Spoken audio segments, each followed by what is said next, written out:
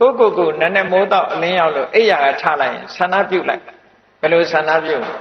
ဘဝတုသဗ္ဗမင်္ဂလာမင်္ဂလာအပေါင်းနဲ့ခမြောင်းပြည့်စုံပါစေကောင်းမြတ်တဲ့မင်္ဂလာတွေကျွန်တော်တဏ္ဍာမှာဖြစ်ပါစေအများတ attva တွေမှာလည်းပဲဖြစ်ပါစေ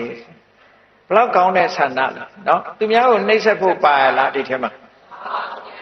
အလွန်မမြတ်တဲ့စိတ်ဓာတ်လို့ခေါ်တယ်နော်မင်္ဂလာနဲ့ပြည့်စုံပါစေ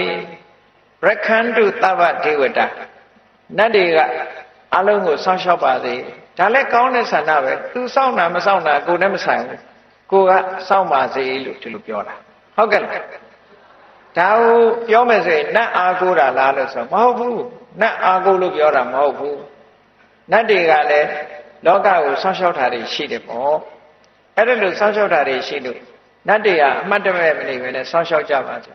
နတ်ကသာစောင့်ရှောက်တာလားဆိုတော့လူချင်းရောမစောင့်ရှောက်ဘူးလားစောင့်ရှောက်တယ်လေအိမ်သားမှာလူတွေမှားသွားတာအိမ်ကိုကြည့်လိုက်စမ်းပါလို့ကြည့်မပေးဘူးလားဆိုင်လေးကြည့်လိုက်စမ်းပါဆိုဒါစောင့်ရှောက်ပေးတယ်လို့ခေါ်တာပဲ